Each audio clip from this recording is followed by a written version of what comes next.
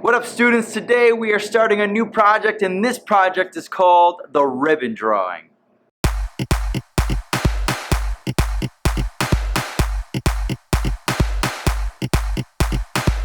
With this drawing, you face the obstacle of composing a ribbon that is going across, up, down, through, and around, and entangles within your space. You get to practice working with depth, getting that ribbon to look like it comes out at you and then goes back in space. You also get to practice your control with value, because with value creates shadows, and those shadows reinforce that depth.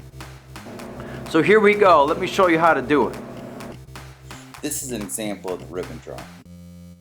As you can see, I've got a framed in area within my space, and then I'm having my ribbon work towards you and then to the background, and also having relationships within each other. Also, it works well with the frame. 12 ribbons that are working throughout the frame of the picture frame. Okay, first off, you're going to have a 12-inch by 18-inch piece of paper.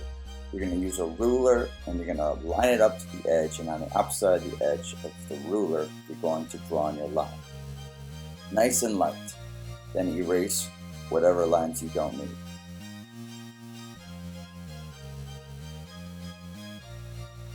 Alright, now working through the steps of how to draw a ribbon. Step 1, draw your first line. This line can work throughout the picture frame however you want it to work.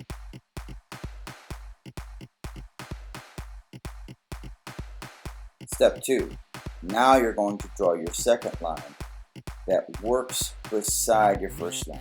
You need to think about the thickness of this line, because if the line is thicker, it's going to give the perspective that it's closer to you.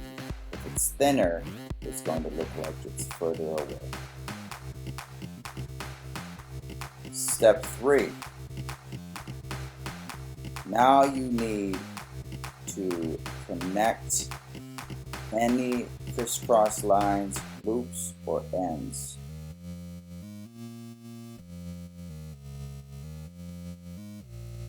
This gives the perspective that it's actually spinning, twisting, twirling around. Now step 4, you just need to erase the unwanted lines. Really, it's showing the viewer that some parts of the ribbon are overlapping some other parts.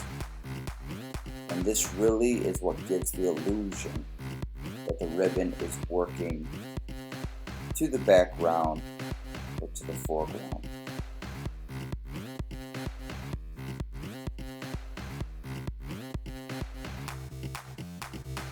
And then to be able to accomplish the rest of your ribbons, you're doing the exact same thing. Step 1, draw your first line. Step 2, draw your second line that works next to it. And then step 3, connect. And then step 4, erase.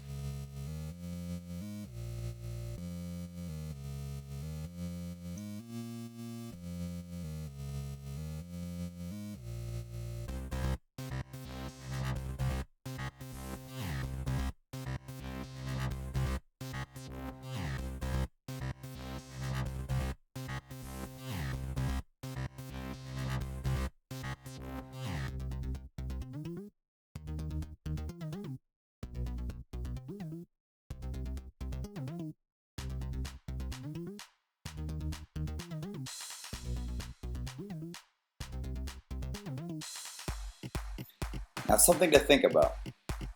You need to have 12 ribbons that cross your picture plane. It doesn't have to cross the entire picture plane. It needs just to come into your picture plane and then work out of your picture plane. You need to have 12 that are working within each other.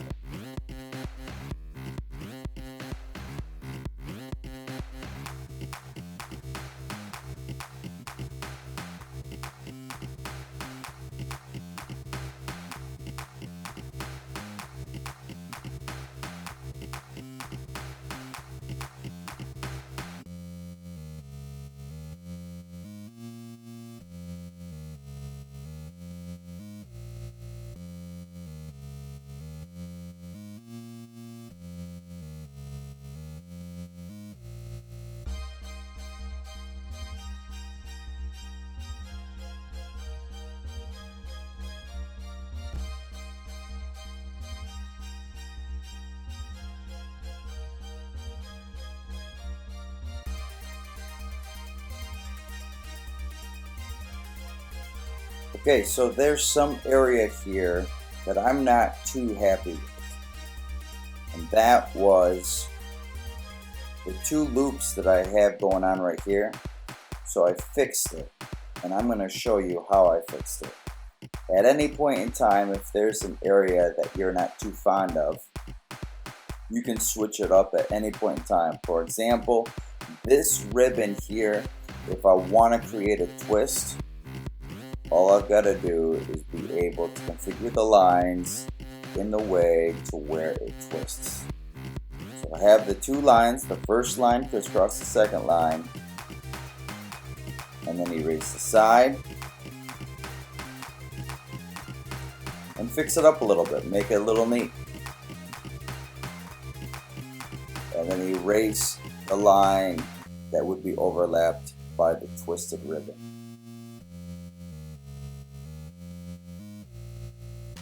So if there's something that you just don't like how it looks, it's not a big deal. You can manipulate it, switch it up, fix it. And this is why it's so important to draw lightly during this entire project. So this is how I fixed the pigtail loop. I decided that I wanted to switch it around and have this guy go behind and then forward, and then go forward and then behind. So right here, this is what I did. I ended up having this line work forward and then loop this around a little quicker. So therefore it gave that perspective that it was really coming in front of the viewer, and the ribbon itself is getting larger, which reinforces that perspective. And then I erase the lines that I no longer want. Again, extremely important that we're drawing light, making sure that we're getting the work and the look that we really want.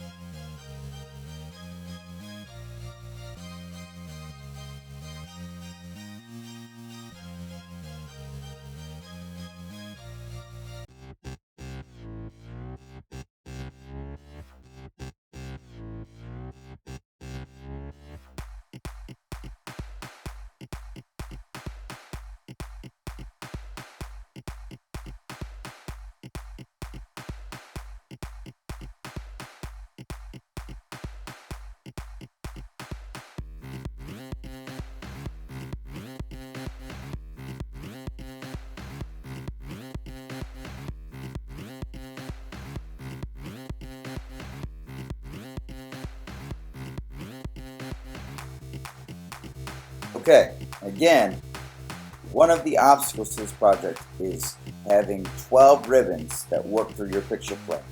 So there's number 1, 2, 3, 4, 5, 6, 7, 8, 9, 10, 11, and number 12. So there I have my 12. Now I'm ready to outline with permanent marker, so therefore all of my ribbons really stand up. This is how it looks when it's outlined. Now that I've got everything outlined, now it's time to start coloring. And coloring with GVC, gradual value change. With coloring, we need to be using the 4 rules of coloring. It's very, very important that we're using color to enhance our project, not take away. So the 4 rules, gradual value change is key. Coloring in the same direction. Coloring in all the white space. And also coloring inside the lines. As you can see, when doing gradual value change, coloring dark in areas where there's a shadow, where one ribbon overlaps another, or when the ribbon goes back in space, and then as the ribbon works towards you, light is reflecting off the top of that ribbon, which also reinforces that illusion that there's a lot of depth in this picture. When you do the background, all you got to really focus on is just coloring, just consistently making sure that there's no scribbling, and just giving it one value all the way across. Makes it really nicely finished.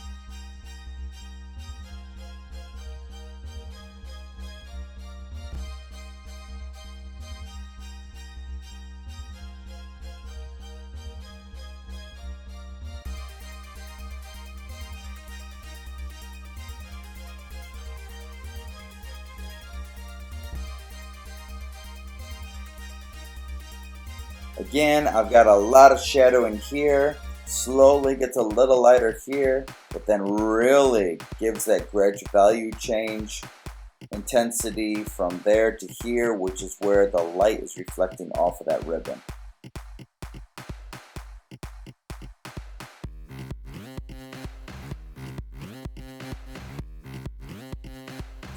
Alright, so I want to show you some examples of how to do some of these different ribbons. You've got the option to be able to go through and push pause and take these step by step, which is why I'm doing this for you. So step 1 again is draw your first line. For this one I'm going to do a pigtail example for you. So this first line drawn as it loops around. Step 2 then is to draw the second line. So I'm going to bring this down and follow my first line, but I'm going to make it follow it just underneath, consistently underneath that first line.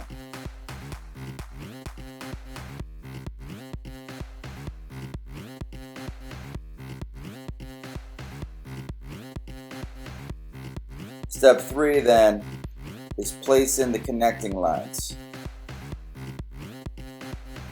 Once you place in the connecting lines, then you erase the one side. Depending on the side that you erase, it's going to show a different view. It's going to show that one part of the ribbon is overlapping the other part.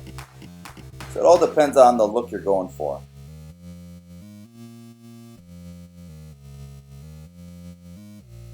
Again, connect and then erase.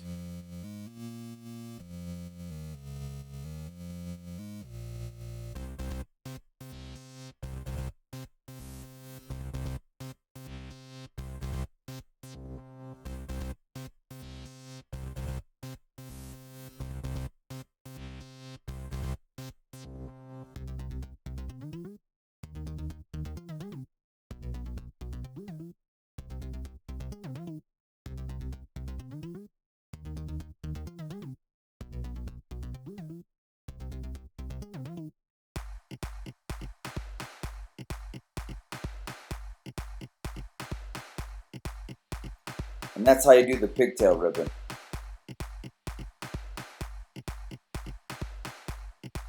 Alright, how to do a simple twist with a ribbon. First line works around your picture plane or through your picture plane. Second line then twist around your first line. Pick that side that connects, draw that line in, and then erase the area that gets overlapped by the part of the ribbon. Again, connect and erase. It's as simple as that to create a twist.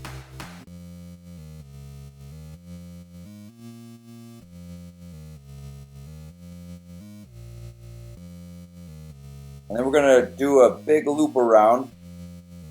First line just loops around itself. Second line, same thing. You're working around your first line. Almost as if you've taken that line and you've pushed it underneath that first line. Here I'm really trying to pay attention to thickness of ribbon.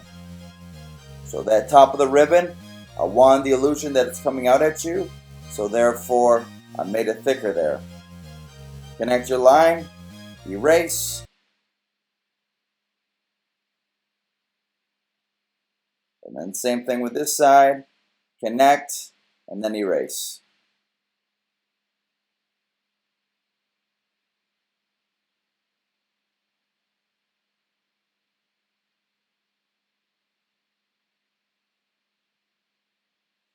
Then I'm going to erase this part of the ribbon because that part of the ribbon is overlapping the other side of that ribbon. Those are 3 easy ways of doing ribbons. Follow those steps and you'll be great.